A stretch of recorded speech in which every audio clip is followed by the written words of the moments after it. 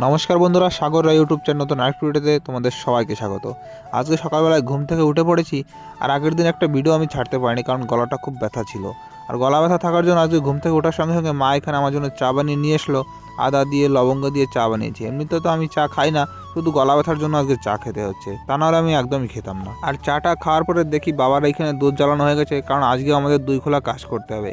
কারণ 12 তারিখ না 13 তারিখে একটা মেলা আছে, সে কারণে কাজটা একটু বেশি বেশি করছি। সব দোকানদাররা মিষ্টি নিচ্ছে, সে কারণে কাজ করতে হচ্ছে। আর এই রাজভোগটা এখনও নিতে আসেনি, কি জানি কবে আসবে, লোকটাকে দেখে কোনো ভরসা পাচ্ছি না। আর এইখানে ফ্রিজের মধ্যে সেই দুধটুকু রাখা আছে, আগের দিন যে দুধটুকু দিয়েছিল সেটু ফ্রিজে রেখে দিয়েছি। আজকের গরুর দুধ এখনও দেয়নি, হয়তো একটু পরে আসবে, এখন পর্যন্ত আসেনি। আর বাবার এখানে দুধ জ্বালানোর পরে বাবাকে মোটো এখানে খেতে দেবে, সেই কারণে সব কিছু রেডি করছে। এখন বাবা আর মা একসঙ্গেই খাবে, মোটো সব কিছু পাতিয়ে দিয়েছে, এখনও ওটা কেউ খেতে বসেনি। তারপরে আমি গেছিলাম ওই লোকটাকে ডাকতে যে মিষ্টি নিয়ে যাও। আমি যাওয়ার সঙ্গে সঙ্গে সেই লোকটাও চলে এসেছে, মিষ্টি নিয়ে গেছে। প্রথমে সবই তুলে দিয়েছিলাম, পরে বললো যে না 17 কিলো নেবো, সেই কারণে ওই কটা নামিয়ে রাখতে হয়েছে। আর এখন ছানাটা প্রায় কাটার মতো হয়ে এসছে, তাই ছানাটাও কেটে নেবো। তার সঙ্গে সঙ্গে গরুওয়ালা চলে আসলো, মানে গরুর দুধওয়ালা চলে আসলো, সেখান থেকে দুধও নিয়ে নিয়েছি। 5 লিটার দুধ দিয়েছে আজকে, একটু পরে জ্বালিয়ে রাখবো। আর মা এখানে বানাচ্ছে ডিব্বা, আধা কিলোর ডিব্বা বানাচ্ছে। আগের দিন আমি 1 কিলোরগুলো বানিয়েছিলাম, কিন্তু আধা কিলোর ডিব্বাগুলো শেষ হয়ে গেছে, সে কারণে মা আজকে বানিয়ে নিচ্ছে। তারপর দেখো আমার ছানা কাটা হয়ে গেছে, 2 খোলা কাজ করব, সে কারণে 2 গামলায় কেটে নিয়েছি। ছানা কাটা তোমাদের আর দেখালাম না, কারণ আগেও তো একবার দেখিয়েছি, সে কারণে আজকে দেখালাম না, কতবার দেখাবো একই জিনিস। তারপরে আমি এর মোটো খেতে বসে পড়েছি। এখানে রান্না হয়েছে সিদ্ধ ভাত, দেখো আলু সিদ্ধ আর সিম দিয়ে কী দিয়ে মাখা করেছে।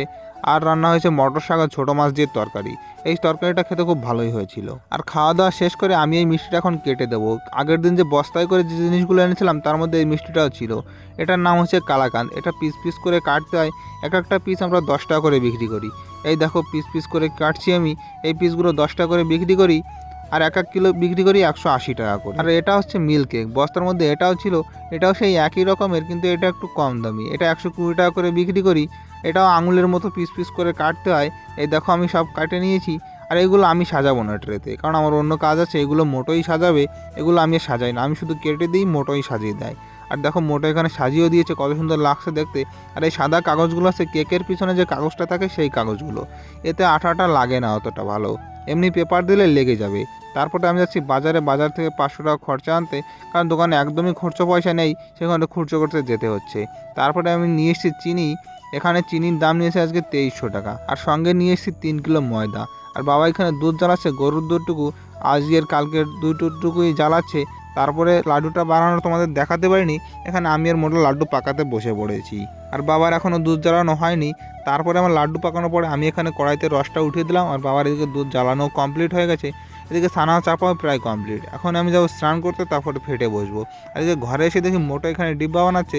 মোটোর সঙ্গে সঙ্গে আমিও কিছু বানিয়েছিলাম, এখান থেকে আমি কিছু বানিয়েছি, আর মোটোই বেশিরভাগ বানিয়েছে। তো তারপর দেখি যে বাবা বাজার থেকে এই মাছটা নিয়ে এসেছে, শোল মাছ 90 টাকা নিয়েছে আধা কিলো, খুবই ভালো খেতে শোল মাছটা। আর এদিকে আমার রসটা বানানো প্রায় কমপ্লিট হয়ে এসছে, আর এখনই ফেটেও বসে পড়বো। ছানাটা প্রায় হয়ে গেছে চাপা, সব কিছুই কমপ্লিট। আজকে তোমাদের মিষ্টি বানানো দেখাবো না, একদম মিষ্টি বানানোর পরে দেখাবো, তার আগে দেখাবো না তোমাদের। আর প্রথম খোলা কাজ করার পরে আমি চলে গিয়েছিলাম বাজার থেকে নিয়ে আসলাম 2 কিলো আলু। আর এই যে জিনিসটা এটাও নিয়ে এসেছি, এটা খুব ভালো খেতে, এটাকে বলে এখানে জলেবি। আর তার সঙ্গে নিয়ে এসেছি মটরের ডাল, কারণ রাত্রেবেলা আজকে মটর ডাল দিয়ে মতো ঘুগনি একটা কি রান্না করবে, খেতে খুব ভালোই লাগবে। আর দ্বিতীয় খোলার কাজ শেষ করে আমি আর মোটো এখানে একটু শুয়েছি। মা আর মোটো লুডো খেলছিল, কিন্তু এখনও বেশি রাত হয়নি, সেখানে রান্না করতেও যায়নি, তাই একটু বসে আছে। আর দেখো মিষ্টিগুলো কত সুন্দর হয়েছে আজকে, মিষ্টিগুলো অনেকটা বড় বড় হয়েছে, ভাবছি একটু নরম নরম থাকবে, সেখানে রসটা গাঢ় রেখেছি যাতে নরম না হয়, শক্ত হয়ে যায় মিষ্টিটা। তো তারপর কিছুক্ষণ বসে থাকার পরে রাত্রে রান্না হয়ে গেছে। এই দেখো মটরের ডাল দিয়ে ঘুগনির মতো রান্না করেছে, দেখতে খুব ভালোই লাগছে, খেতেও খুব ভালোই হয়েছে। তো বন্ধুরা আজকের ভিডিও এখানেই শেষ করছি, দেখা হচ্ছে পরের ভিডিওতে। ততক্ষণ সবাই ভালো থাকো, সুস্থ থাকো, আর আমার চ্যানেলটি সাবস্ক্রাইব করার পাশে থাকো। বাই।